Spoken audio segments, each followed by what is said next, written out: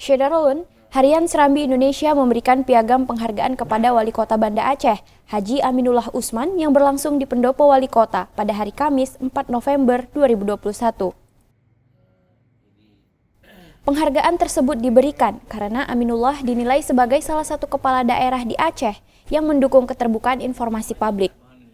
Penghargaan ini diserahkan langsung oleh General Manager Bisnis Serambi, Muhammad Din, dan disaksikan News Manager Serambi, Bukhari M. Ali, Manajer Iklan, Hari Teguh Patria, dan Manajer I.O. dan Promosi M. Ja'far. Selain itu ada juga Asisten Perekonomian dan Pembangunan Setdako Banda Aceh, Wahyudi, Kepala Bapeda, Weri, Kadis Kesehatan Lukman, dan Kabak Prokopim, Said Fauzan. General Manager Bisnis Serambi, Muhammad Din menyampaikan, Wali Kota Banda Aceh merupakan kepala daerah yang inovatif dan terbuka, sehingga memberi pengaruh terhadap pembangunan dan ekonomi.